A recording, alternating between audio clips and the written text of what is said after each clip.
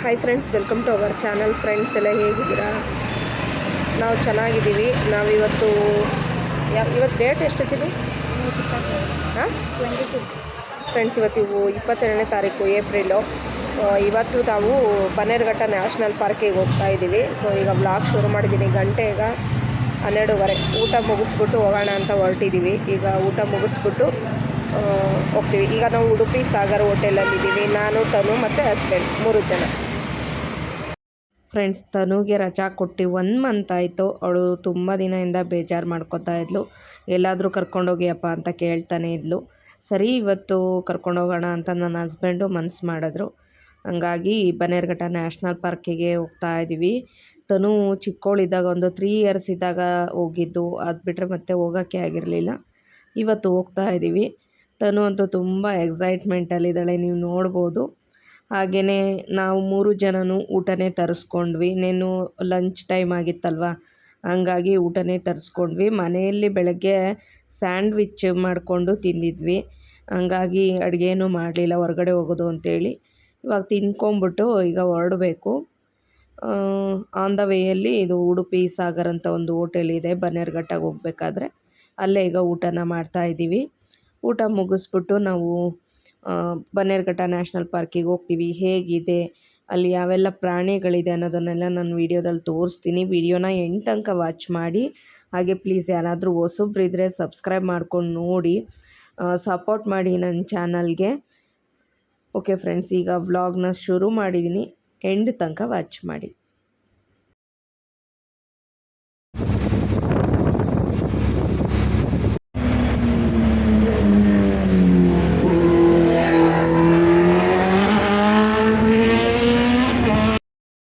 ನಮ್ಮ ಮನೆ ಹತ್ರದಿಂದ ಏನೊಂದು 15-16 ಕಿಲೋಮೀಟ್ರ್ ಇರ್ಬೋದು ಅಷ್ಟೇ ಬನ್ನೇರುಘಟ್ಟ. ನಾವು ಹೊರಟಾಗ 12 ಗಂಟೆ ಆಗಿತ್ತು. 12:30 ಅಷ್ಟರಲ್ಲಿ ನಾವು ಹೋಟೆಲ್ ಹತ್ರ ಹೋಗಿ ತಿಂದ್ಕೊಂಡು ಆಮೇಲೆ ಈಗ ಹೊರಟಿದ್ದೀವಿ. ನ್ಯಾಷನಲ್ ಪಾರ್ಕು ತಲುಪೋಷ್ಟೊತ್ತಿಗೆ ಏನು 1:30 ಏನೋ ಆಗಿತ್ತು. ಹೋಟೆಲಲ್ಲಿ ಸ್ವಲ್ಪ ಟೈಮ್ ಸ್ಪೆಂಡ್ ಮಾಡಿದ್ವಲ್ವ, ಹಂಗಾಗಿ 1:30 ಅಷ್ಟೊತ್ತಿಗೆ ನಾವು ಈಗ ಬನ್ನೇರುಘಟ್ಟ ಪಾರ್ಕನ್ನು ತಲುಪಿದ್ದೀವಿ.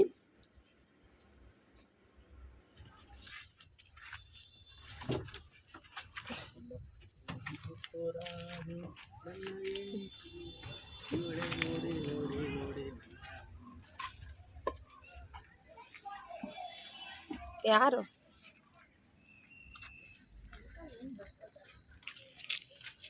ಮನೆ ಎಕಡೆ ಈಗ ನಾವು ಬನ್ನೇರುಘಟ್ಟ ನ್ಯಾಷನಲ್ ಪಾರ್ಕಲ್ಲಿ ತಲುಪಿದ್ದೀವಿ. ಪಾರ್ಕಿಂಗ್ ಹತ್ರ ಇದ್ದೀವಿ. ಗಾಡಿಯಲ್ಲಿ ಪಾರ್ಕ್ ಮಾಡಿಬಿಟ್ಟು ಹೋಗ್ತಾ ಇದ್ದೀವಿ.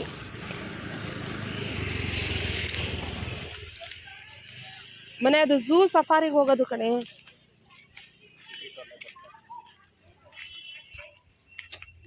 ಏನೂ ಇರಲ್ಲ ಅಲ್ಲಿ, ಕರಡಿಗಳು ಅವೇ. ಸುಮ್ಮನೆ ಗಾಡಿ ನಿಲ್ಲಿಸ್ತಾರೆ, ಹೋಗೋದು.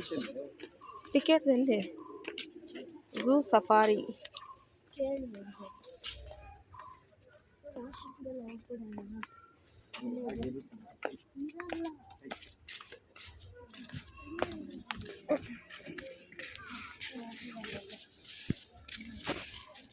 ಸಮ್ಮರ್ ಆಗಿರೋದ್ರಿಂದ ತುಂಬ ರಶ್ ಇತ್ತು. ನಾವೇನು ಸಫಾರಿ ಹೋಗಲಿಲ್ಲ. ನಾವು ಮುಂಚೆ ಒಂದು ಸಲ ಸಫಾರಿ ಹೋಗಿದ್ವಿ. ತುಂಬ ಜಾಸ್ತಿ ಪ್ರಾಣಿಗಳೇನಿರಲಿಲ್ಲ. ಕರಡಿ, ಹುಲಿಗಳು, ದೂರದಲ್ಲಿ ಎಲ್ಲೋ ಆನೆ, ಆ ಥರದ್ದೆಲ್ಲ ಕಾಣಿಸಿತ್ತು. ಹಂಗಾಗಿ ನನಗೇನು ಸಫಾರಿ ಹೋಗಬೇಕು ಅಂತ ಅನ್ನಿಸ್ಲಿಲ್ಲ. ತನುಗೆ 4th ಸ್ಟ್ಯಾಂಡರ್ಡಲ್ಲಿ ಇದ್ದಾಗ ಒಂದು ಸತಿ ಸ್ಕೂಲಿಂದ ಕರ್ಕೊಂಡು ಹೋಗಿದ್ರು. ಇಲ್ಲಿ ಕರ್ಕೊಂಬಂದಿದ್ರು ಬನ್ನೇರುಘಟ್ಟ ನ್ಯಾಷನಲ್ ಪಾರ್ಕಿಗೆ. ಆಮೇಲೆ ತನು ಚಿಕ್ಕವಳಿದ್ದಾಗ ಮಾತ್ರ ನಾವು ಬಂದಿದ್ದು. ಅದಾದಮೇಲೆ ಇವಾಗ ಬಂದಿದ್ದೀವಿ. ಫುಲ್ಲು ಚೇಂಜ್ ಆಗಿಬಿಟ್ಟಿದೆ, ಈಗ ಮುಂಚೆ ಥರ ಇಲ್ಲ. ಸೊ ಬರ್ತಾ ಇದ್ದಂಗೆ ಇಲ್ಲಿ ನೋಡ್ತಾ ಇದ್ದೀವಿ. ಇಲ್ಲಿ ನೋಡ್ಬೋದು ನೀವು. ಫಸ್ಟು ನಮಗೆ ಈ ಝೀಬ್ರಾಗಳು ಕಾಣಿಸುತ್ತೆ. ಜಾಸ್ತಿ ಪ್ರಾಣಿಗಳಿಲ್ಲ. ನಾವೇನು ಮೈಸೂರು ಝೂ ಅಲ್ಲಿ ನೋಡ್ತೀವಿ ಅಷ್ಟೊಂದು ಪ್ರಾಣಿಗಳಿಲ್ಲ. ಅಷ್ಟು ದೊಡ್ಡದು ಕೂಡ ಅಲ್ಲ ಇದು. ಸಫಾರಿ ಎಲ್ಲ ಹೋದರೆ ತುಂಬ ದೊಡ್ಡದಿದೆ. ಇಲ್ಲಿ ಒಳಗಡೆ ಪ್ರಾಣಿ ಸಂಗ್ರಹಾಲಯ ಝೂ ಏನಿದೆ ಅದು ಸ್ವಲ್ಪ ಚಿಕ್ಕದೇನೇ ಇದೆ. ಪ್ರಾಣಿಗಳೆಲ್ಲ ಜಾಸ್ತಿ ಇಲ್ಲ. ಇನ್ನು ವಿಪರೀತವಾದಂಥ ಬಿಸಿಲಿದೆ ಫ್ರೆಂಡ್ಸ್. ನೀವು ನೀರನ್ನು ಮಾತ್ರ ತೊಗೊಂಡೋಗೋದನ್ನ ಮರಿಬೇಡಿ. ನೀರು, ಸ್ನ್ಯಾಕ್ಸ್ ಏನಾದರೂ ತೊಗೊಂಡೋಗಿ. ಒಳಗಡೆ ನಾವು ನೋಡೋಕೆ ಹೋಗ್ತೀವಿ ಅಂದರೆ ಒಂದು 3 ಅವರ್ ಆದರೂ ಟೈಮಲ್ಲಿ ಸ್ಪೆಂಡ್ ಮಾಡಬೇಕಾಗುತ್ತೆ. ಯಾಕಂದರೆ ಒಂದು ರೌಂಡು ನಾವು ಬರಬೇಕಂದ್ರೆ ಒಂದು 3 to 4 ಕಿಲೋಮೀಟ್ರಷ್ಟು ಸರೌಂಡಿಂಗ್ ಇದೆ ಅಲ್ಲಿ ಒಳಗಡೆ. ಫಸ್ಟ್ ಝೀಬ್ರಾ ನೋಡಿದ್ವಿ. ಇವಾಗ ಹೋಗ್ತಾ ಇದ್ದೀವಿ.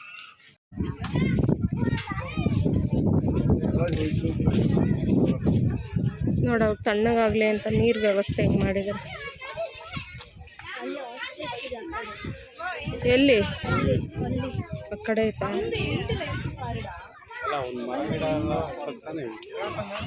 ಎಲ್ಲ ತಿಂದಾಕ ತಕೊಂಡ್ಬಿಡ್ರಿ ಅವು ಹೈಟ್ ಇದಾವಲ್ಲ.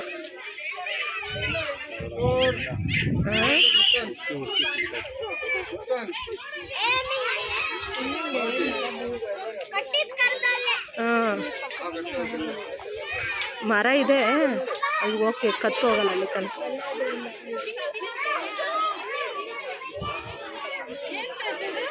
ದೂರದಲ್ಲಿ ನೋಡಲ್ಲ ಆಸ್ಟ್ರಿಜ್ ಅಲ್ವಾ, ತಿಂತಾ ಆಯ್ತಲ್ಲ. ಹಾಂ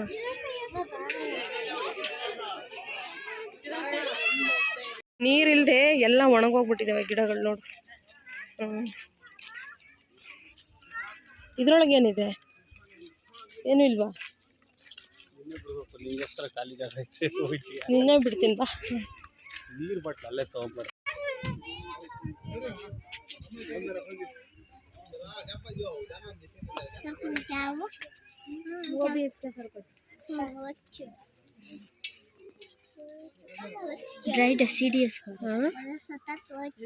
ಇವು ಏಷ್ಯಾದ ಅತಿ ದೊಡ್ಡ ಹುಲ್ಲೆಗಳು ಮತ್ತು ಈಜುವ ಸಾಮರ್ಥ್ಯವನ್ನು ಹೊಂದಿವೆ ಅಂತ.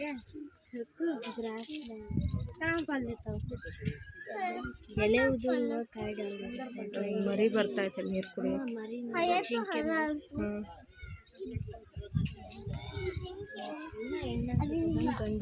ಅದು ನೀಲಿ ಜಿಂಕೆ, ಇವು ಮಾಮೂಲಿ ಜಿಂಕೆ. ನೀಲಿ ಜಿಂಕೆ ಅದೇ ನೋಡ ಕಲರ್, ಬ್ಲೂ ಕಲರ್ ಲೈಟ್. ಒಳಗಡೆ ಒಂದು ರೆಸ್ಟೋರೆಂಟ್ ಕೂಡ ಇದೆ. ಎಂಟ್ರೆನ್ಸಲ್ಲಿ ನಾವು ಹೋಗ್ತಾ ಇದ್ದಂಗೆ ಅಲ್ಲಿ ಫುಡ್ ಎಲ್ಲ ಸಿಗುತ್ತೆ. ಹಾಗೆಯೇ ಇಲ್ಲಿ ಮ್ಯಾಪ್ ಕೂಡ ಹಾಕಿದ್ದಾರೆ, ಅಂದರೆ ಝೂ ಮ್ಯಾಪ್ ಯಾವ ರೀತಿ ಇದೆ, ಎಲ್ಲೆಲ್ಲಿ ಯಾವ್ಯಾವ ಪ್ರಾಣಿಗಳಿದೆ ಅಂತಲೂ ಕೂಡ ಹಾಕಿದ್ದಾರೆ. ಅಲ್ಲಲ್ಲಿ ರೂಟ್ ಮ್ಯಾಪ್ಗಳು ಕೂಡ ಇದೆ, ಅದನ್ನು ನೋಡ್ಕೊಂಡು ಹೋಗ್ಬೋದು. ಅದರಲ್ಲಿ ಈಗ ಹಾಲಿಡೇಸ್ ಇರೋದ್ರಿಂದ ತುಂಬ ಮಕ್ಕಳೆಲ್ಲ ಬಂದಿದ್ದಾರೆ, ತುಂಬ ರಶ್ ಕೂಡ ಇತ್ತು, ಗಲಾಟೆ ಕೂಡ ಇತ್ತು. ಪ್ರಾಣಿಗಳನ್ನೆಲ್ಲ ಸ್ವಲ್ಪ ಟೀಸ್ ಮಾಡೋದು, ಕಿರ್ಚಾಡೋದು ಅದೆಲ್ಲ ಕೂಡ ಮಾಡ್ತಾಯಿದ್ರು ಮಕ್ಕಳು. ಈಗ ನಾವು ಒಂದೊಂದೇ ಪ್ರಾಣಿಗಳ ಹತ್ರ ಹೋಗಿ ನೋಡ್ತಾ ಇದ್ದೀವಿ. ಎಲ್ಲ ಈ ರೀತಿ ಜಾಲರಿ ಒಳಗಡೆ ಹಾಕಿಟ್ಟಿರೋದ್ರಿಂದ ನಮಗೆ ಒಳಗಡೆಯಿಂದ ಅಷ್ಟು ಕ್ಲಿಯರಾಗಿ ಫೋನಲ್ಲಿ ಕಾಣಿಸ್ತಾ ಇರಲಿಲ್ಲ. ಅಂದರೆ ಫೋನಲ್ಲಿ ಕಾಣಿಸ್ತಾ ಇರಲಿಲ್ಲ, ಅಲ್ಲಿ ಹೋಗಿ ನೋಡಿದ್ರೆ ಚೆನ್ನಾಗಿ ಕಾಣಿಸ್ತಾ ಇತ್ತು.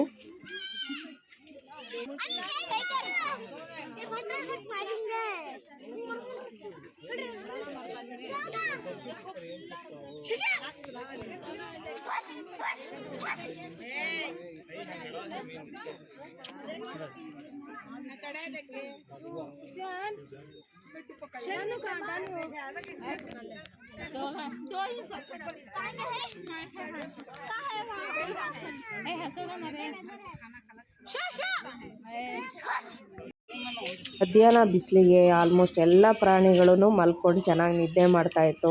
ಮಲಗಿರೋ ಪ್ರಾಣಿಗಳನ್ನೇ ನೋಡ್ಕೊಂಡು ಈಗ ನಾವು ಮುಂದೆ ಹೋಗ್ತಾ ಇದ್ದೀವಿ.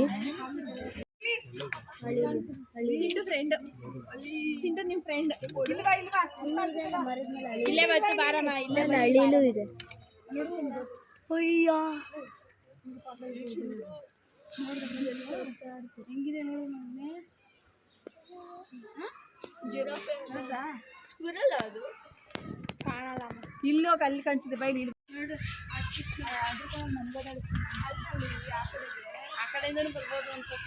ಏನು ಕಾಣಲ್ಲ ಚಿನ್ನಿ, ಸುಮ್ಮನೆ ನೋಡೋದು. ಸೀಳ್ ನಾಯಿ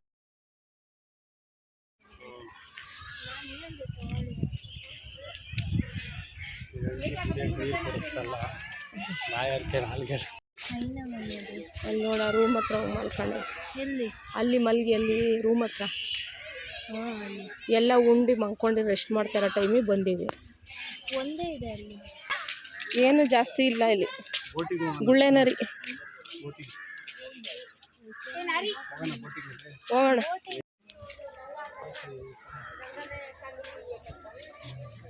ಫ್ರೆಂಡ್ಸ್, ಇದು ನಾನು ನಿಮಗೆ ಟಿಕೆಟ್ ಎಷ್ಟು ಎಂಟ್ರಿ ಫೀಸ್ ಅಂತ ಹೇಳಲೇ ಇಲ್ಲ. 100 ರೂಪಾಯಿ ಎಂಟ್ರಿ ಫೀಸ್ ಒಬ್ಬರಿಗೆ. 12 ವರ್ಷಕ್ಕಿಂತ ಕೆಳಗೆ ಇರೋರಿಗೆ 50 ರೂಪಾಯಿ. ನಾವು 100 ರೂಪಾಯಿ ಕೊಟ್ಟೇ ತೊಗೊಂಡ್ವಿ. ಹಾಗೆ ಈಗ ಇಲ್ಲಿ ಬೋಟಿಂಗ್ ವ್ಯವಸ್ಥೆ ಇದೆ. ಇದರಲ್ಲಿ ನಂಗೆ ಇದೊಂದು ಈ ನ್ಯಾಷನಲ್ ಪಾರ್ಕಲ್ಲಿ ಬೋಟಿಂಗ್ ವ್ಯವಸ್ಥೆ ಇದೆ, ಅದು ಇಷ್ಟ ಆಯಿತು. ಅದಕ್ಕೂ ಕೂಡ ಸಪ್ರೇಟಾಗಿ ಟಿಕೆಟ್ ತೊಗೋಬೇಕು. ನಾವೇ ಓನಾಗಿ ಬೋಟ್ ಓಡಿಸ್ಕೊಂಡು ಹೋಗ್ತೀವಿ ಅಂದರೆ 200 ರುಪೀಸು ಇಬ್ಬರು ಕೂತ್ಕೊಂಡು ಹೋಗೋವಂಥದ್ದು, 400 ರುಪೀಸು 4 ಜನ ಬೋಟಿಂಗ್ ಮಾಡ್ಕೊಂಡು ಹೋಗೋವಂಥದ್ದು. 50 ರೂಪಾಯಿ ಕೊಟ್ಬಿಟ್ರೆ ಅವರೇ ಬೋಟ್ ಓಡಿಸ್ತಾರೆ, ನಾವು ಅದ್ರಲ್ಲಿ ಕೂತ್ಕೊಂಡು ಹೋಗೋದು. ಅಂದರೆ ಒಂದು ಜಾಸ್ತಿ ಜನ ಇರ್ತಾರೆ, ಒಂದು 15 ಜನ ಇರ್ತಾರೆ. ಆ ಥರದ್ದು ಕೂಡ ಇದೆ ನೋಡಿ. 2 ಜನ ಕೂತ್ಕೊಂಡು ಓಡಿಸೋವಂಥದ್ದು ಇತ್ತು. ನಾನು ತನು ಹಸ್ಬೆಂಡ್ 3 ಜನ ಕೂತ್ಕೊಂಡಲ್ಲಿ ಓಡ್ಸೋಕ್ಕೆ ಸರಿ ಹೋಗಲ್ಲ ಅಂತೇಳಿ ನಾವು ಈ ಥರದ್ರಲ್ಲೇ ಹೋದ್ವಿ. 50 ರೂಪಾಯಿ ಅಲ್ವಾ ಅಂತೇಳಿ. ನಾವು ಯಾವತ್ತೂ ಬೋಟಲ್ಲೆಲ್ಲ ಜಾಸ್ತಿ ಅಂದರೆ ಓಡಾಡೇ ಇಲ್ಲ ಬೋಟಲ್ಲಿ, ತೆಪ್ಪದಲ್ಲಿ ಹೋಗಿದ್ದೀವಿ, ಬೋಟಲ್ಲಿ ಹೋಗಿರಲಿಲ್ಲ. ಇದು ಒಂದು ಎಕ್ಸ್ಪೀರಿಯೆನ್ಸ್ ಚೆನ್ನಾಗಿರುತ್ತೆ ಅಂತೇಳಿ ಈ ಬೋಟಲ್ಲಿ ಹೋಗ್ತಾ ಇದ್ದೀವಿ. ಲೈಫ್ ಜಾಕೆಟ್ ಕೂಡ ಅಲ್ಲಿ ಇರುತ್ತೆ, ತೆಗೆದು ಹಾಕೊಂಬಿಟ್ಟು ಹೋಗೋದು.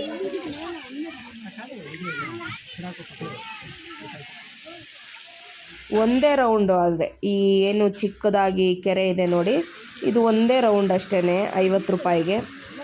ಒಬ್ರಿಗೆ 50 ರೂಪಾಯಿ, 3 ಜನದಿಂದ 150 ರೂಪಾಯಿ ಆಯಿತು. ಇನ್ನು ಎಂಟ್ರಿ ಫೀಸು ಒಬ್ರಿಗೆ 100 ರೂಪಾಯಿ, 3 ಜನದಿಂದ 300 ರೂಪಾಯಿ ಆಯಿತು.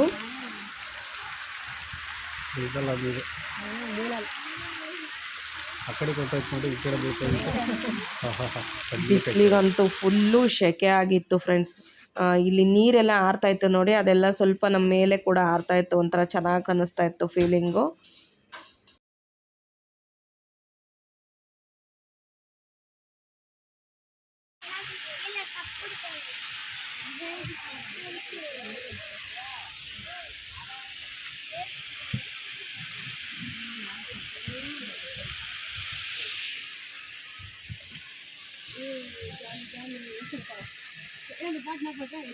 ಒಂದೇ ರೌಂಡ್ ಅಲ್ವಾ ಫ್ರೆಂಡ್ಸ್, ಬೇಗ ಬಂದುಬಿಟ್ವಿ. ಅದು ಒಂದು ರೌಂಡ್ ಸ್ವಲ್ಪ ಲಾಸ್ ಅಂತಲೇ ಅನ್ನಿಸ್ತು ನನಗೆ. ನಾವು 200 ರೂಪಾಯಿ ತೊಗೊಂಬಿಟ್ರೆ ತುಂಬ ಹೊತ್ತು ಅದರೊಳಗಡೆ ಬೋಟಿಂಗ್ ಮಾಡ್ಕೊತ ಓಡಾಡ್ಬೋದು, ಚೆನ್ನಾಗಿರುತ್ತೆ. ನಂಗೆ ಆಮೇಲೆ ಅನ್ನಿಸ್ತು ತೊಗೋಬೇಕಿತ್ತು 200 ರೂಪಾಯಿದನ್ನ. ಅಂದರೆ 3 ಜನಕ್ಕೆ ಸೆಟ್ ಆಗೋಲ್ಲ, 4 ಜನದ್ದು 400 ರೂಪಾಯಿ ಕೊಟ್ಟು ತೊಗೋಬೇಕಾಗಿತ್ತು ಅಂತಲೂ ಕೂಡ ಅನ್ನಿಸ್ತು ನನಗೆ.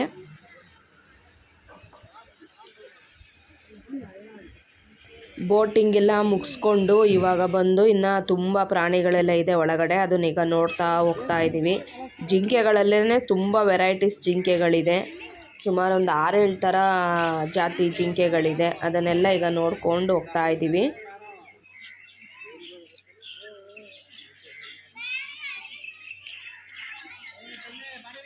ಜಿಂಕೆಗಳು ಮಾತ್ರ ಜಾಸ್ತಿ ಇದಾವಲ್ಲ, ಸ್ವಲ್ಪ ಇಲ್ಲಿರೋದ್ರಲ್ಲೇ ಜಿಂಕೆಗಳ ಸಂಖ್ಯೆ ಸ್ವಲ್ಪ ಜಾಸ್ತಿ ಇದೆ. ಅಲ್ಲೋಡ ಕೊಡಕ್ಕೆ ಹೋಗ್ತಾರೆ, ಉಪ್ಪು ಕೊಡಕ್ಕೆ ಹೋಗ್ತೈತೆ, ಊಟ ಕೊಡ್ತೈತೆ. ಅದು ಇಲ್ಲಿ ಬೇಸಿದಲ್ಲ, ಅದು ಬೇರೆ ಇದು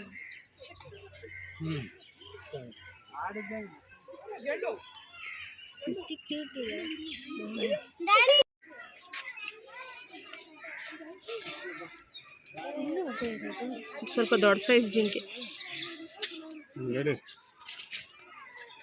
ಜಿಂಕೆ ಇದ್ರ ಜಿಂಕೆ ಇದ್ರ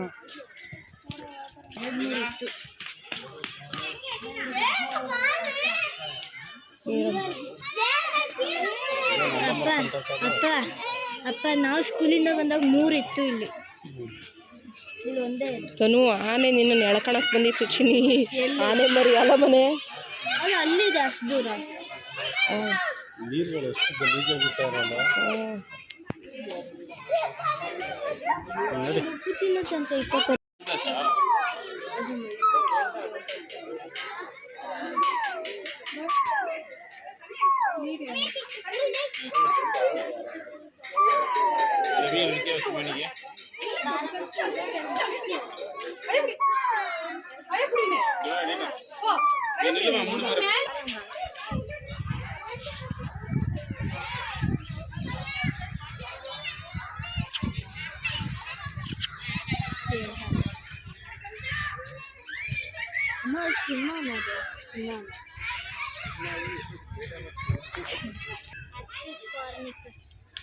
ಆಕ್ಸಿಸ್ ಪಾರ್ನಿಕಸ್ಸಾ ಫ್ರೆಂಡ್ಸ್, ಇದು ಆಕ್ಸಿಸ್ ಪಾರ್ನಿಕಸ್ ಅಂತೆ, ಜಿಂಕೆ ಜಾತಿ ಇದೆ ನೋಡಿ, ಚೆನ್ನಾಗಿದೆ, ಸುಮಾರಿದೆ, 1 2 ಆ ಕಡೆ.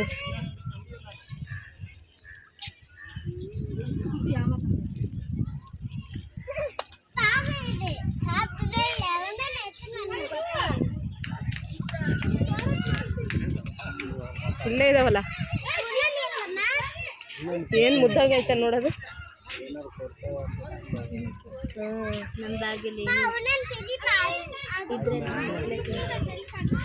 ಏನಿದ್ರ ಹೆಸರು? ಆಕ್ಸಿಸ್ ಸೈಂಟಿಫಿಕ್ ನೇಮ್ಗಳು ಅಷ್ಟೇ ಕೊಟ್ಟಿದ್ದಾರೆ.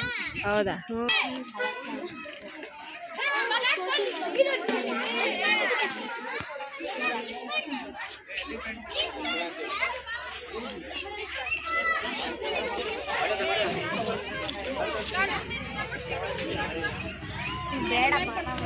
ಅದು ಏನು ಕ್ಯೂಟಾಗಿ ಹಾಲು ಕುಡಿತೈತೆ ನೋಡಿ.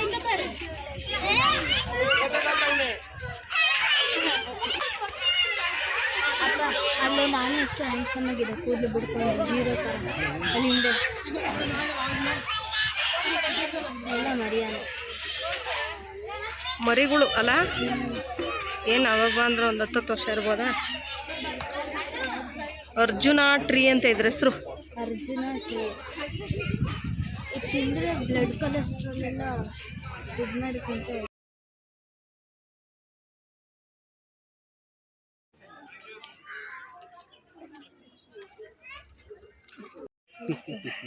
ಹೆಂಗಾಗುತ್ತೆ ಸ್ವರ್ಗೋಗಿ.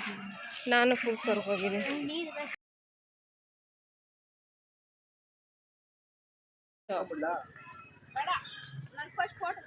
ಕೂತ್ಕೋ ಕೂತ್ಕೋ ಹಿಂಗೆ ಕೂತ್ ಚೆನ್ನಾಗಿ ಕಾಣತ್ತೆ.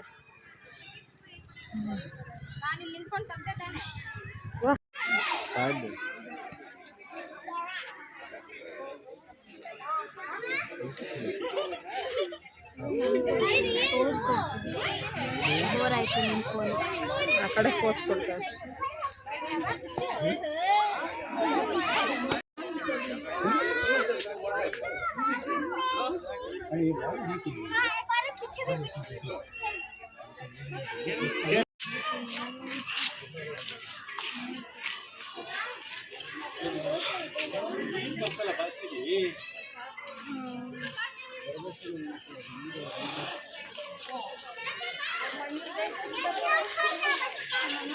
ಹೆಂಗಿದೆ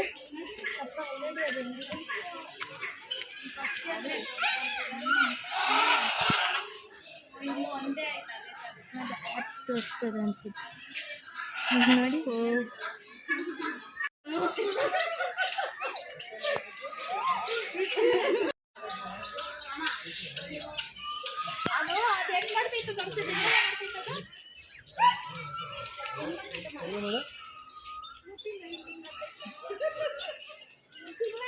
ಇದ್ರೊಳಗೆ ಕೋಳಿ ಸಾಕೋರ್ತಾನು. ಕೋಳಿನೂ ಬಿಟ್ಟಿಲ್ಲ ಇಲ್ಲಿ ನೋಡಿ. ಇಲ್ಲಿ ಕೋಳಿಗಳನ್ನು ನೋಡಿಲ್ಲ ಬೆಂಗಳೂರವರು ಅಂತ. ಗಿಳಿಗಳು ಫ್ರೆಂಡ್ಸ್, ಚಿರತೆಗಳು ಕೂಡ ಇತ್ತು. ಮೇಲೆಲ್ಲಿ ಬಂಡೆಗಳ ಹತ್ರ ಎಲ್ಲ ಮಲಗಿತ್ತು. ಅದನ್ನು ಸರಿಯಾಗಿ ಕಾಣಿಸ್ಲಿಲ್ಲ, ಹಂಗಾಗಿ ನಾವು ಅದನ್ನೇನು ವಿಡಿಯೋ ಮಾಡಲಿಲ್ಲ. ಸಿಂಹ ಮಾತ್ರ ತುಂಬ ಚೆನ್ನಾಗಿ ಕಾಣಿಸ್ತು. ಅದಾದಮೇಲೆ ಇಲ್ಲಿ ತುಂಬ ವೆರೈಟೀಸ್ ಬರ್ಡ್ಗಳಿದೆ. ಬೇರೆ ಬೇರೆ ಜಾತಿ ಕೋಳಿಗಳು ಕೂಡ ಇದೆ, ಕಾಡು ಕೋಳಿಗಳು ಅದೆಲ್ಲ ಇದೆ. ನೋಡ್ಬೋದು ಆರಾಮಾಗಿ. ನೀವು ಕೂಡ ಬಂದು ಈ ರಾಜ್ಯದಲ್ಲಿ ಮಕ್ಳನ್ನ ಕರ್ಕೊಂಬಂದು ನೋಡಿ, ಇಷ್ಟ ಆಗುತ್ತೆ ನಿಮಗೆ. ಆಮೆಗಳೆಲ್ಲ ಇದೆ ನೋಡಿ, ತುಂಬ ಜಾತಿ ಆಮೆಗಳೆಲ್ಲ ಇದೆ ಇಲ್ಲಿ.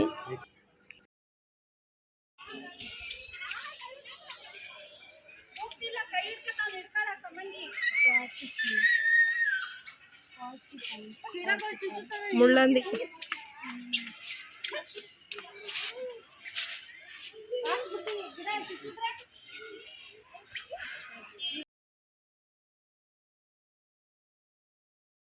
ಹತ್ತಕ್ಕಾಗಲ್ವಾ?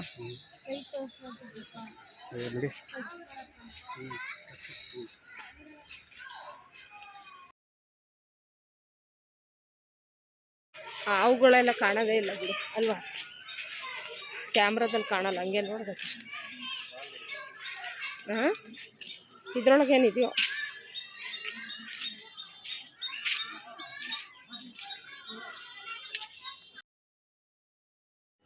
ಬಿಸಿಲಿಗಂತೂ ಫುಲ್ಲು ಒಣಗೋಗ್ಬಿಟ್ಟಿದ್ದೀವಿ ಫ್ರೆಂಡ್ಸ್, ಸುಸ್ತಾಗ್ಬಿಟ್ಟು. ನಿಧಾನವಾಗಿ ನಡ್ಕೊಂಡು ಸ್ವಲ್ಪ ದೂರ ಕೂತ್ಕೊಳ್ಳೋದು, ನಡ್ಕೊಂಡು ಹೋಗೋದು, ಇದೇ ಥರ ಮಾಡಿಕೊಂಡು ಝೂ ಒಳಗೆ ಓಡಾಡಿದ್ದಾಯಿತು. ಮುಂಚೆ ಇಷ್ಟೊಂದೆಲ್ಲ ದೊಡ್ಡದಾಗಿರಲಿಲ್ಲ. ನಾನು ಮುಂಚಿನ ಥರನೇ ಇರುತ್ತೆ ಒಳಗಡೆ ಪಾರ್ಕ್ ಥರ, ಸುಮ್ಮನೆ ಕೂತ್ಕೊಳ್ಳೋದು ಅಲ್ಲಿ ಆ ಥರ ಇರುತ್ತೆ. ಹಾವುಗಳೆಲ್ಲ ತುಂಬ ಇತ್ತು ಅಲ್ಲಲ್ಲಿ. ಕೆಳಗಡೆ ಹಾವುಗಳು, ಆಮೆಗಳು ಆ ಥರದ್ದೆಲ್ಲ ಇತ್ತು. ಇಷ್ಟು ದೊಡ್ಡದಾಗಿರಲಿಲ್ಲ. ಇವಾಗ ತುಂಬ ದೊಡ್ಡದಾಗಿ ಮಾಡಿದ್ದಾರೆ ಇದನ್ನು. ಸೇಮ್ ಮೈಸೂರು ಝೂ ಅಲ್ಲಿ ಓಡಾಡಿದ ಥರನೇ ಆಯಿತು. ಅದರಲ್ಲಿ ತುಂಬ ಪ್ರಾಣಿಗಳಿತ್ತು, ತುಂಬ ದೊಡ್ಡದಾಗಿತ್ತು. ಇದು ಸ್ವಲ್ಪ ಚಿಕ್ಕದಾಗಿದೆ ಅಷ್ಟೇ.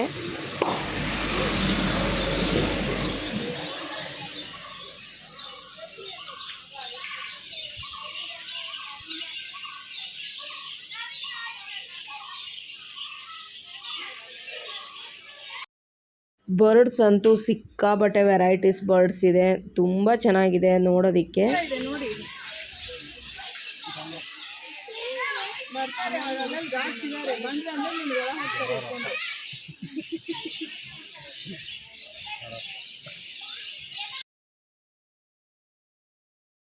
ఓపెన్ చేసి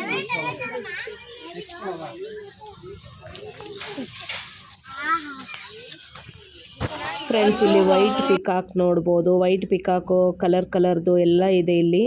ನಾವು ಹೋದಾಗ್ಲೇ ಅದು ಗರಿ ಬಿಚ್ಚಿತ್ತು. ತುಂಬ ಖುಷಿ ಆಯಿತು ನೋಡೋದಕ್ಕೆ. మళ్ళీ ఓపెన్ చేస్తుండ్రు. డాన్స్ చేస్తుండ్రు మళ్ళీ. ఇట్స్ ఇన్ ఫుల్ జమ్ముడే ఒక పిక్ తీయండి.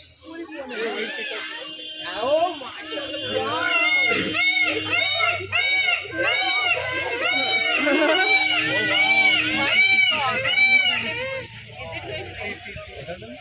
Come soon.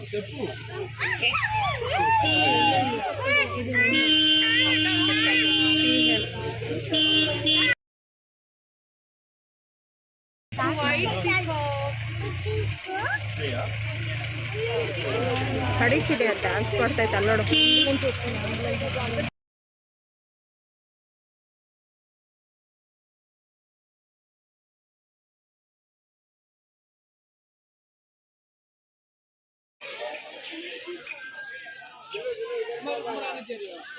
ಇದನ್ನು ಸಣ್ಣ ಗಂಟೆ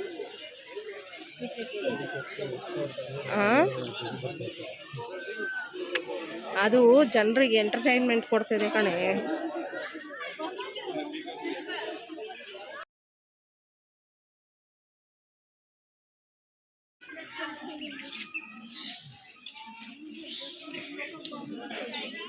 ಇದನ್ನು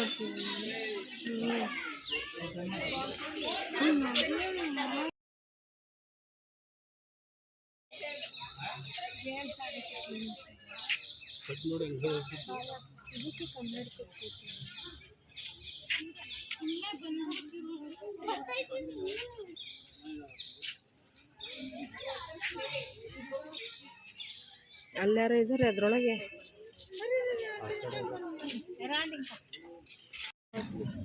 ಎಲ್ಲರೂ ಲಾಂಗಾಗಿ ಆಟೋದಲ್ಲಿ ಹೋಗಿ ಬಂದಿರ ಹೆಂಗಿರೋದು.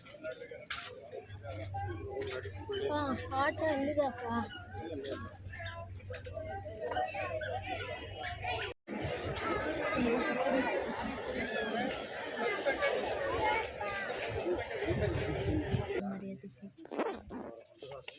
ಬಾಂಬ್ ಇಟ್ಬಿಡೋದು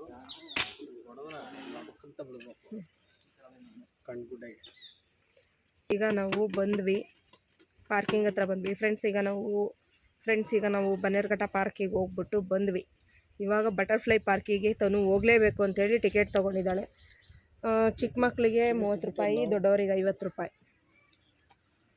ಈಗ ತೊಗೊಂಡು ಕೂತ್ಕೊಂಡಿದ್ದೀವಿ. ಇನ್ನು 400 ಮೀಟ್ರ್ ನಡ್ಕೊಂಡು ಹೋಗಬೇಕು. ಸುಸ್ತಾಗ್ಬಿಡ್ತು ಒಳಗಡೆ ನಡೆದಾಡಿ. ಹಾಗಾಗಿ ಈಗ ಇಲ್ಲೇ ವೆಯ್ಟ್ ಮಾಡ್ತಾಯಿದ್ದೀವಿ. ಇವಾಗ ಹೋಗಬೇಕು ಬಟರ್ಫ್ಲೈ ಪಾರ್ಕಿಗೆ. ಪಾರ್ಕಿಂಗ್ ಹತ್ರ ತುಂಬ ತಂಪಾಗಿ ಚೆನ್ನಾಗಿತ್ತು. ಹೊಂಗೆ ಮರ ಕೆಳಗಡೆ ಕೂತಿದ್ವಿ. ಹೊಂಗೆ ಮರ ಅದು.